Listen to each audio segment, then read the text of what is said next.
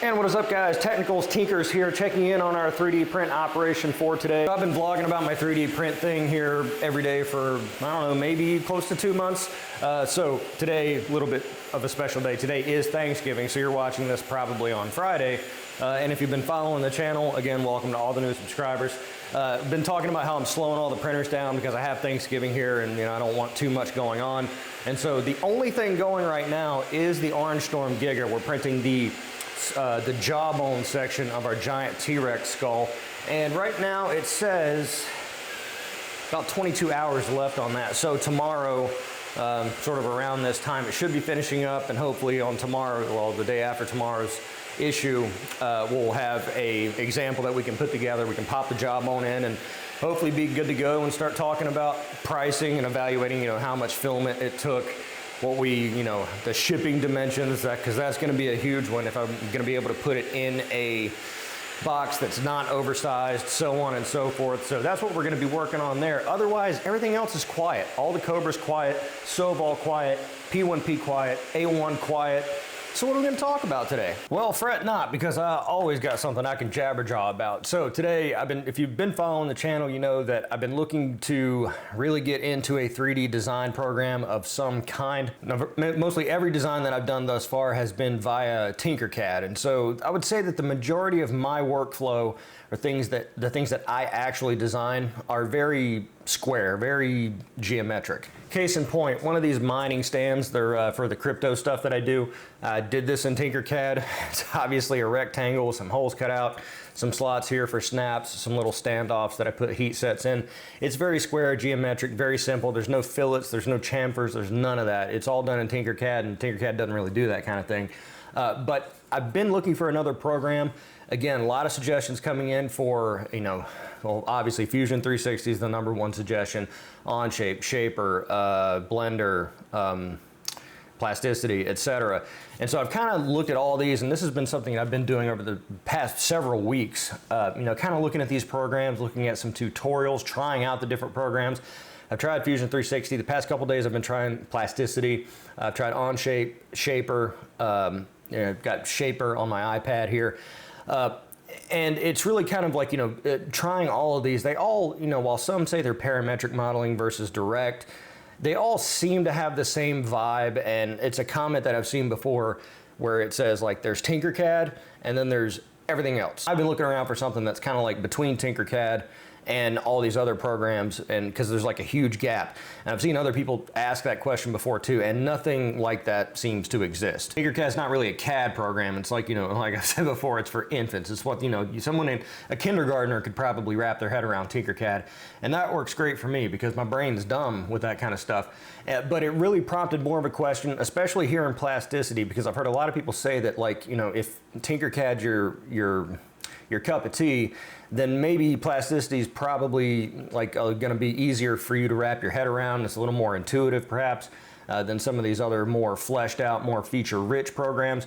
So I've been trying Plasticity here for a couple days, and again, I appreciate all the suggestions. And what I'm really, I think, kind of coming to terms with is the way that I design is kind of running counter to how a lot of these programs operate. And for an example, maybe I'll just put it up here on the screen. So when I design in Tinkercad, I am doing it through in an additive and destructive nature. So what I mean by that is I'll take primitives and then I'll just remove chunks of them or add chunks to them until I get what I want. And it seems like every single other CAD program starts from the basis of drawing out with some precision what you want and then making slight adjustments to it. And that's, I think, probably where I'm having the most difficulty. And I'm hoping, because here's what I'm doing, because I'm so nice, I'm so kind, I'm giving you, the viewer, the opportunity to leave a comment below and offer your thoughts and suggestions, because people seem to love to do that, and I'm giving you the opportunity to do that. So tell me what program would work best for me based on my very specific criteria and neuroses. But when I'm designing in Tinkercad, again, if I know that it's going to be a square and I need a hole, well, I'll take a negative and then just combine it, and then boom, it's done. In Tinkercad, that's literally like 3-4 steps, as opposed to something like, say, Plasticity, which I, after much struggle, kind of learned how it operates.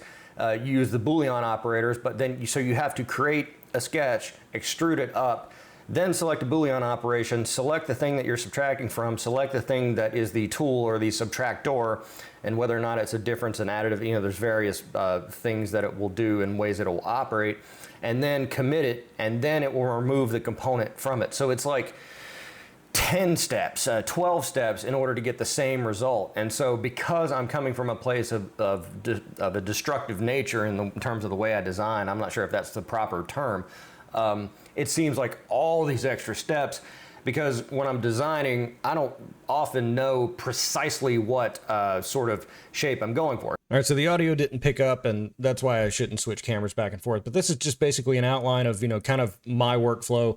This is a part that I designed. It's the bottom to one of those crypto mining stands. And I wanted to take it and modify the snaps, because those little snaps are only 2 millimeters wide. And so it's a huge chance of failure of it lifting off the plate, because it's kind of very thin and very thick or tall. So in something like Tinkercad, all I would have to do is take a hole, a negative primitive, and place it on there and combine it, and then boom, that little barb is gone.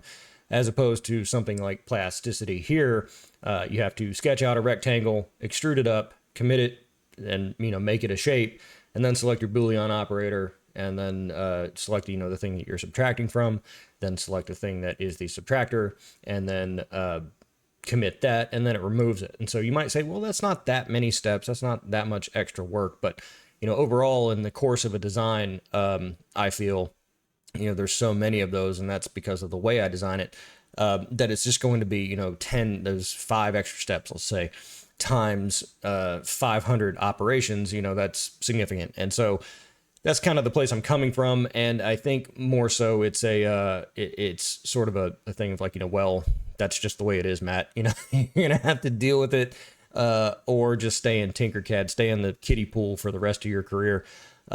And that's fine if that's the way it is. And so insofar as the other things that we're going to spin up, because once Thanksgiving's over, I do want to get some other things started to print. Probably going to jump back into the character models now that members of the general public and in-laws are out of the equation. I can start printing Booba again. And then the Colt Python, the revised model. I could probably set those starting to print because I've got the one section. Well, I need to assemble that one first. See, again, I'm like at this weird stage where I can't keep the printers going. But I want to make sure I have stuff in the chamber to keep going after the fact. Been thinking about the Orange Storm Giga as well. Once the lower jawbone section of the T-Rex skull is complete, what's the next thing? Because we've been talking about putting the 1 millimeter nozzle on there. Maybe I'll take a stab at that, putting that on. And then I think the next print for the Orange Storm Giga, I've been seeing some really innovative, some people printing like signage. They put stuff in the G-code to stop the print at a certain point, swap out the filament for a different color. It can make some really interesting signage there. But I was thinking I'll put the 1 millimeter nozzle on the Giga, and then perhaps just go straight into the Rhino head. Not printing it in parts, printing one that's the biggest that I can possibly print in one go on the Giga. And if it comes out, pretty good, then maybe start printing it in parts and go for the life-size head. It's just going to take a ton of filament. I'd really like to prove that people want those kind of things before I commit to that much filament. But hey, again, that's why people don't do large prints, is because you got to make at least a couple of these things before you go and start selling them. You can't just you can't just say like, oh, I have a Giga, I'm going to sell large prints, and then what are you going to put on your Etsy? Just a picture of it, and you haven't printed one yet. You don't know if you're able to print it yet, and just hoping that that first sale finances it, and then you go to print it, and it's got all these problems, and it takes forever, and the customer gets mad, and then you do a chargeback, and so on and so forth. You got to commit to it, and so a large print eats up so much filament. It's really just kind of a dice roll, and I mean, it takes money to make money kind of thing. If you were printing something small to sell on Etsy, well, you would make one first and then list it. And that's easy to do when this costs, $2. But when something is eating up $100 of filament, and it screws up, you kind of got to go and do it again.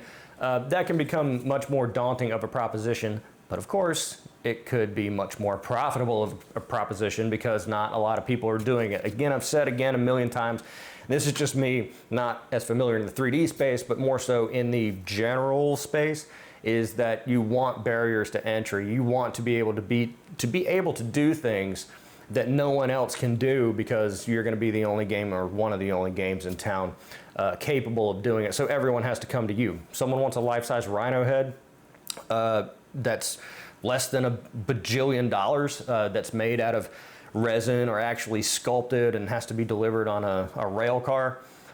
Then yeah, I mean, that's, you got to go through these trials and tribulations, and that's, I guess, what I'm doing. So that's what we're going to be working on here with the 3D print thing today. Again, I appreciate everybody taking the time to enjoy the content on Thanksgiving and the day after. Let me know what you want to see in the comments below. And again, keep your suggestions coming for the modeling program, because I desperately sort of need something. Or just say, hey, dude, if you're not gonna spend 100 hours a day, learning Fusion 360, then you don't deserve to be here. Just tell me that too. I know people love to be negative, and I'm giving you the opportunity to do so. So bring it on, baby. I look this good, I feel this good, I can handle it. I'll be your punching bag, just whatever. Just keep watching the video. Once again, like the video because it's a nice thing to do, and subscribe for more content like this. I'm the Technicals. See you next time.